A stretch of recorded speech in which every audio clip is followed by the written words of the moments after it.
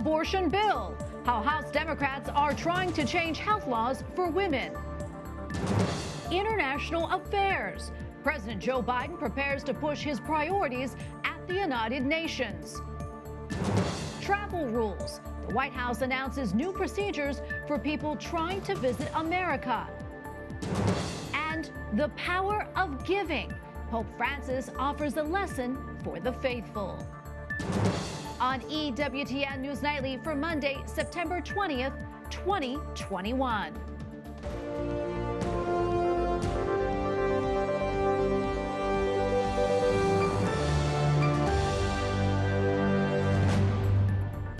Thank you so much for being with us tonight. I'm Tracy Sable. The U.S. Supreme Court announces that it will hear arguments in a critical case regarding abortion. The court has set the date of December 1st to hear oral arguments in the case of Dobbs versus Jackson Women's Health Organization. The case in Mississippi is seen as a direct challenge to the abortion precedent of Roe v. Wade. Meantime, Congress returns today facing a number of pressing issues, including a $3.5 trillion infrastructure bill with threats to pro-life protections and women's reproductive health bill guaranteeing a right to an abortion. Republicans are gearing up for a fight on a number of fronts. Capitol Hill correspondent Eric Rosales reports. The Catholic Church teaches us that all life is sacred, including that of the unborn. But House Speaker Nancy Pelosi, a Catholic, is leading the charge to get the Women's Health Protection Act passed, which creates federal protections against state abortion restrictions. When we go back to Washington, we will be putting Roe v. Wade codification on the floor of the House to make sure that women everywhere have access to the reproductive health that they need. The Speaker's comments follows the Supreme Court ruling that upheld the Texas ban on abortions after 6 weeks. She is really abusing her power to bring to the House floor this awful, horrific anti-life bill. Pro-life Congresswoman Kat Kamak says this act creates no limits on abortions by overhauling all state pro-life protection laws. It basically allows for abortion to occur right up into the third trimester. It could be the day before a woman is set to go into labor, and it allows abortion to happen. It's a complete government overreach where Speaker Pelosi and pro-abortion Democrats in Congress want to have a lasting impact, even into the state level, to prevent states from passing future pro-life laws and undoing ones that are on the books currently. The bill goes further.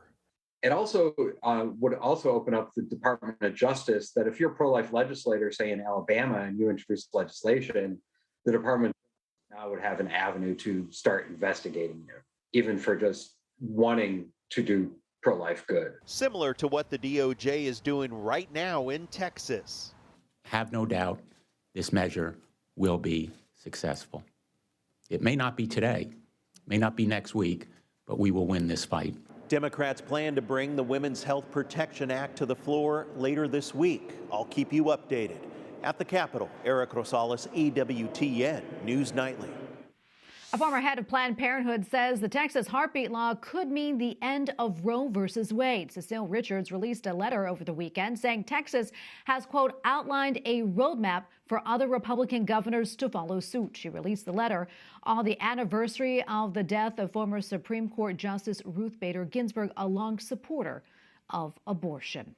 Our President Joe Biden travels to New York to attend the United Nations General Assembly. He wants countries to work better together in tackling key issues like the COVID-19 pandemic. But in recent weeks, the president angered allies over his controversial decisions, including the chaotic withdrawal from Afghanistan.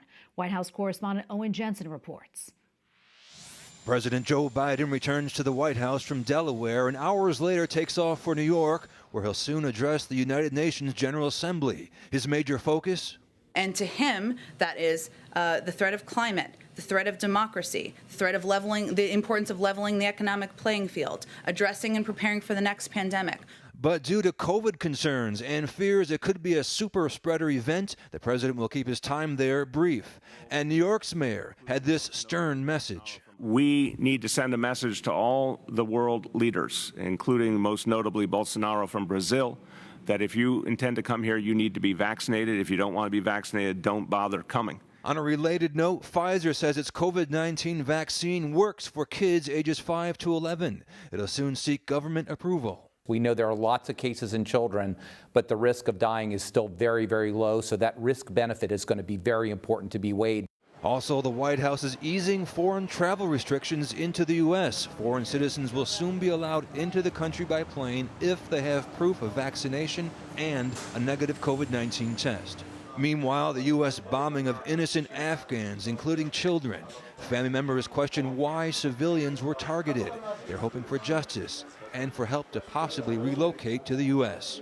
As for the crisis facing the Biden administration on the southern border, the U.S. is now flying Haitians back home in response to thousands of migrants camped by a bridge. It is challenging, it is heartbreaking, but we are addressing it.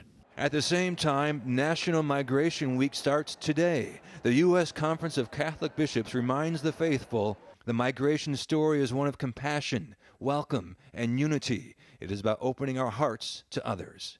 Owen Jensen, EWTN News Nightly.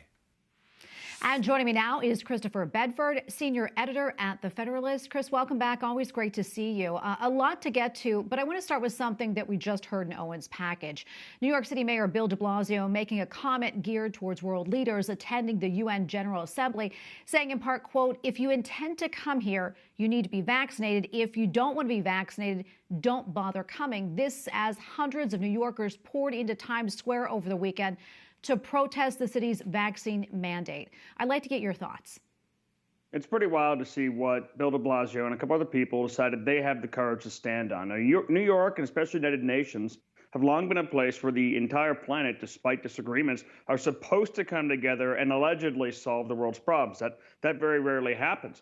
But in the past just few years, we've seen the United Nations welcome people who are mass murderers, people who have state rape programs and other kinds of terror tactics that they use against their own citizens, people who steal, people who commit all kinds of awful, awful crimes against humanity in their own countries and sometimes in neighboring countries. All of those people have been welcomed. What Bill de Blasio decided was something that was over the line, that was beyond the pale, was whether or not you had a vaccine mandate to fit their restaurant rules. Bolsonaro of Brazil, who he specifically targeted there, has said, I have natural immunity. I don't need to do that. There's a back and forth scientific debate on that. Some of the science is certainly on Bolsonaro's side. But because of this COVID politics that they've employed in New York, that's the statement he's going to make. At the end, I don't think he'll have the power to stop anyone. Yeah, and now I want to go to the border, Chris, where thousands of Haitian migrants have set up a camp underneath the International Bridge in Del Rio, Texas, and now hundreds of those Haitians have been put on planes and sent back to Haiti, as we mentioned. I want to get your take on that and also what we are seeing overall with the influx of migrants coming to the U.S. It's been a disaster that's been completely ignorable out of the politicians so far. There's been so much focus on COVID, so much focus on this crisis or that crisis, and then you see the president taking a bike ride the other day, which he's allowed to do, and I'm glad to see him active. But at the same time, so many in Washington are ignoring this massive humanitarian crisis at our border, a lot of which has been severely ramped up since the end of some of the Trump-era policies that allowed for this. And Catholics have to be careful not to misunderstand every aspect of this. We have a need and a religious duty to be welcoming and to take people into our homes and to welcome those who are struggling. But we don't have any kind of religious duty to have no nations, no orders, and no laws. Immigrants, there are many, many ways to get to the United States legally. We have a very, very liberal, since the 60s, immigration system in this country. However, floods and hordes of people crossing the border under the control of cartels is not a very good example of compassion. It opens people up to all kinds of abuse before they get here, on the journey here, if they're killed on the way here, and then after they get here. And simply allowing this to continue is no example of Christian compassion. Yeah, and on another note, as you know, the Pentagon admitted that the drone strike meant for ISIS-K members actually killed 10 civilians, including children. And now we're hearing reports that the CIA actually sent a warning to the military just before that strike, saying that children were in the area. Chris, how do we make sense of this, and how did such a tragic failure like this happen? This is the kind of sad thing which has characterized so much of this war abroad that we've had. war is a pretty terrifying thing. It causes a lot of decisions that some soldiers and some people and analysts are going to live to regret for the rest of their lives. There are examples that when people don't pull the trigger, maybe they should have, and they get killed, or they lose a very good friend, or someone else dies, an innocent. And there are other examples where people pull that trigger and people die who should never have died, and they'll have to live with that. This is the kind of thing that you want to look at and see where are the breakdowns in intelligence, especially given this CIA analyst report. But at the same time, we'd lost 13 soldiers the day before, soldiers and Marines the day before.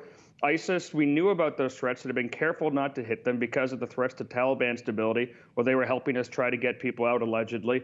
And we were worried. There'd been 130 Afghans killed. So this decision ought to be looked at, but it also ought to be looked at within the idea that this was a chaotic retreat. The military doesn't go out simply to massacre people on the streets, and that it was a tragic situation all around that we can avoid going forward would be good. And one way to do that would be to choose our wars carefully. And before I let you go, we have probably less than a minute left, but I want to get to this. The Justice for J6 rally was held on Saturday in D.C., but it seems that the protesters were outnumbered by law enforcement as well as journalists. I want to talk about that and sort of the publicity, the hype surrounding that event, and actually what it turned out to be. Your thoughts? I went to the January 6th protest and riot and saw what it was, and now I've seen this whole buildup to what this became, and it's pretty classic example of the press and a lot of the political class in D.C. trying to make something up that wasn't. There are so many things going wrong in this country, so many things that really matter, but the pearl clutching and the screaming and the attempts to ramp back up to DEFCON 1, this threat to America, these claims I read in some newspapers that Capitol Hill residents are living on edge. I live in Capitol Hill. I was not on edge. And if you look at any of the pictures of this crowd that gathered, the vast majority of them don't look like the January 6 rioters. They look like federal agents and other kinds of embedded people who are in there to report on potential terrorist threats and potential criminals. This is a big thing that wasn't. There's a lot of egg on the politicians and the press's face for trying to fearmonger and scare the American people into an insurrection that doesn't exist. Well, Chris, we got to leave it right there. Thank you so much. Always appreciate your analysis. Thank you. Well, officials are trying to determine the cause of an overnight fire that destroyed a Coptic Orthodox church in Jacksonville, Florida. St. Damiana was fully engulfed when firefighters arrived. There were no injuries, but its roof collapsed, making the building a total loss. Coming up, violence overseas. Russia responds to a university gunman. And Global Freedom Network, how an international human rights group is trying to eliminate modern slavery.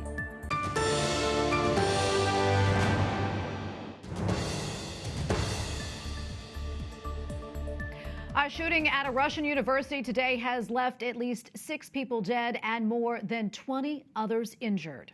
Открыл стрельбу по окружающим. В результате преступления 8 человек погибли. A Russian official says a suspect has been detained, with investigators gathering evidence from a hunting rifle that he purchased last May. The attack took place in the city of Perm, 700 miles east of Moscow. Russian President Vladimir Putin has strengthened his supermajority in parliament following a 3-day election. International observers are reporting clean results despite reports of violations. Voting was held in person and online. Well, the head of the Archdiocese of Moncton in Canada says anyone attending Mass or other religious celebrations must present proof that they are fully vaccinated. This week, the region is set to require proof of vaccination to access certain business and other services. According to government statistics, fewer than 50 people have died from the coronavirus in the region. The Vatican has announced new guidelines for tourists. Beginning October 1st, entry into the Vatican will be permitted to those who have been vaccinated, have recovered from the coronavirus, or have tested negative. Tourists, other visitors and employees, will be required to show a digital or paper COVID certificate issued by the Vatican or another country.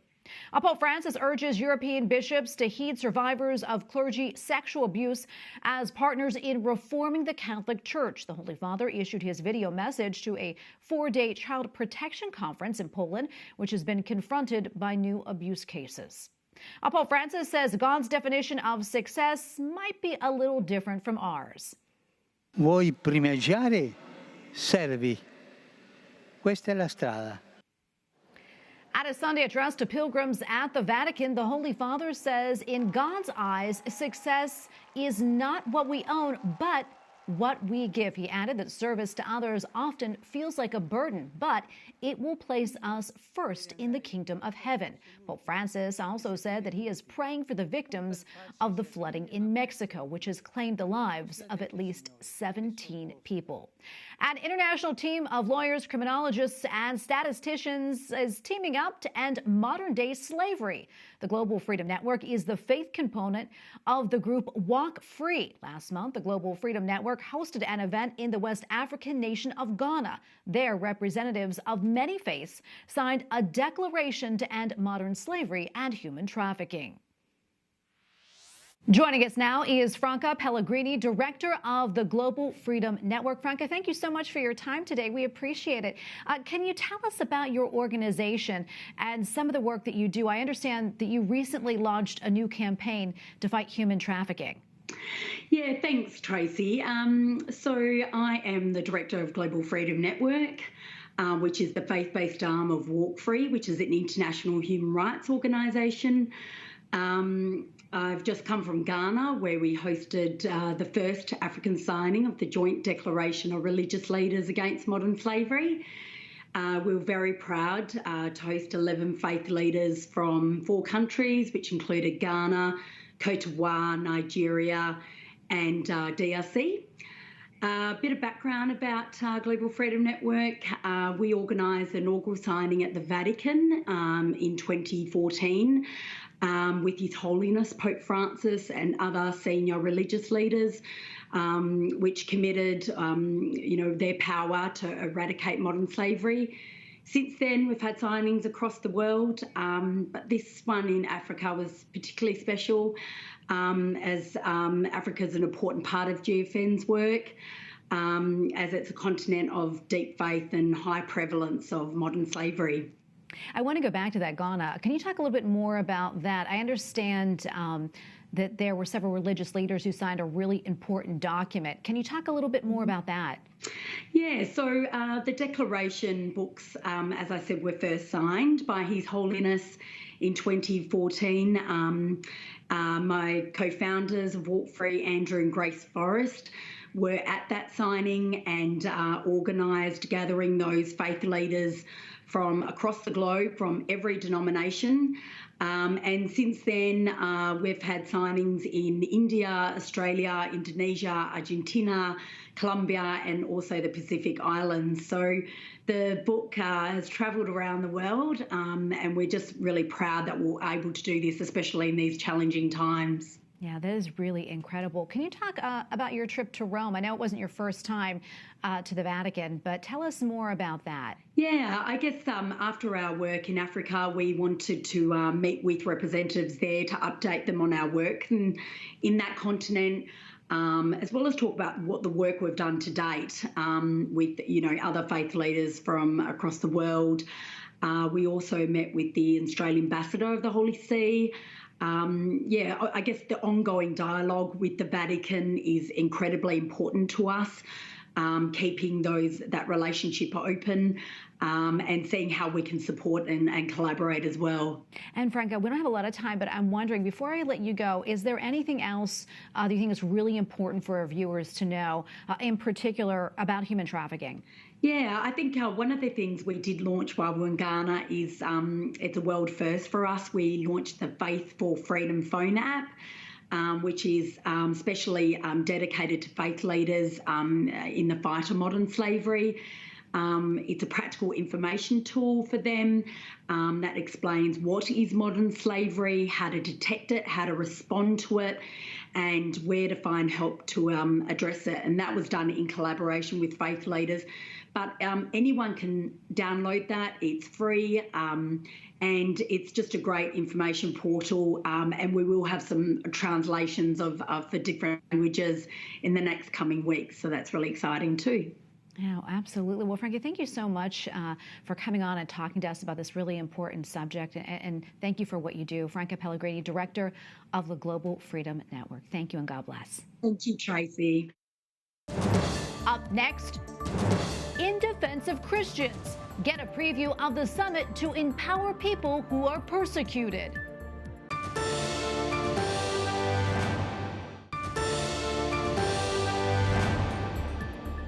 In Defense of Christians is holding its 8th annual summit this week. The focus, combating oppression and empowering the oppressed. The two-day summit will include a dinner and panel discussions with experts.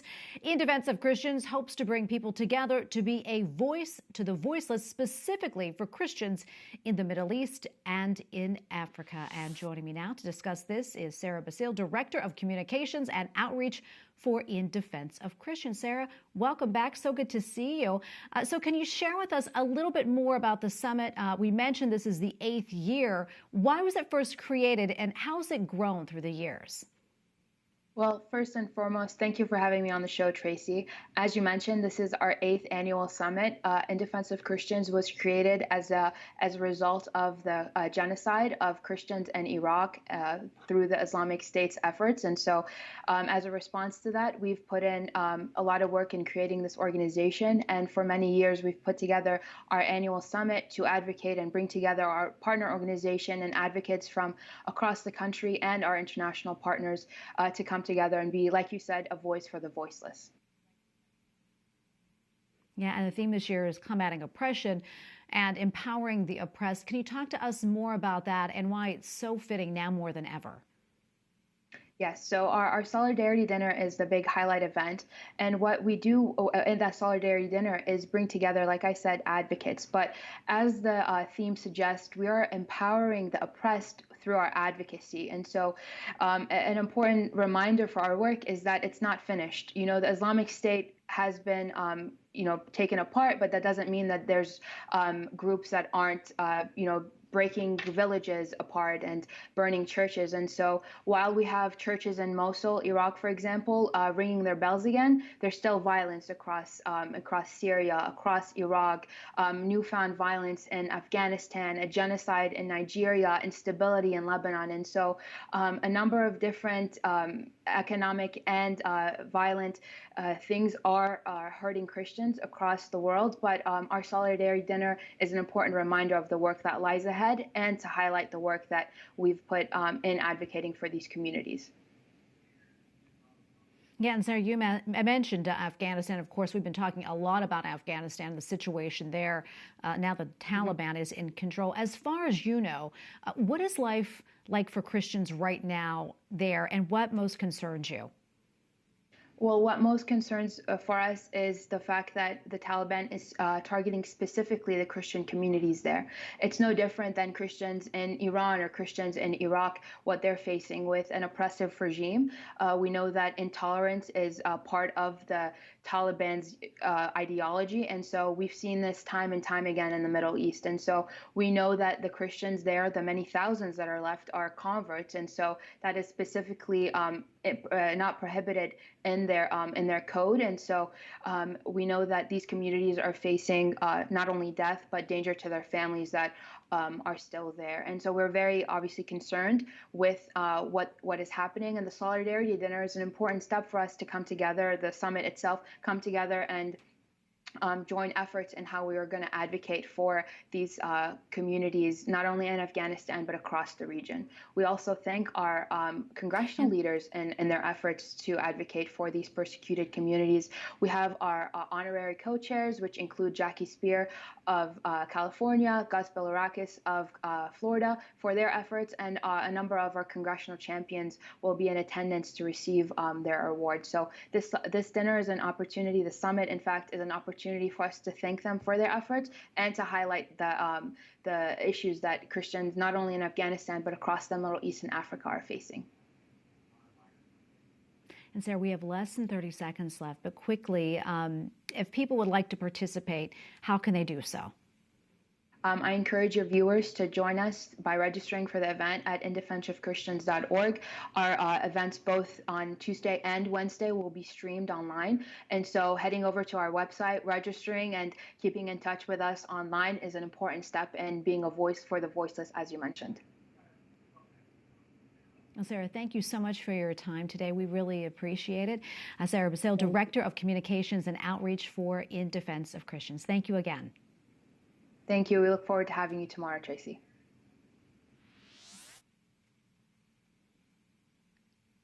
And finally tonight, a miraculous event took place yesterday in Naples, Italy, and it involves the city's patron saint.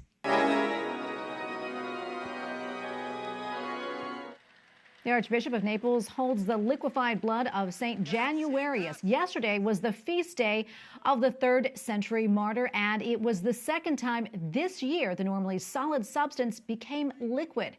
Archbishop Domenico Battaglia urged the faithful to avoid the superstition often associated with the event and instead to use it as a reminder of the blood shed by Christ to redeem us and forgive us of our sins.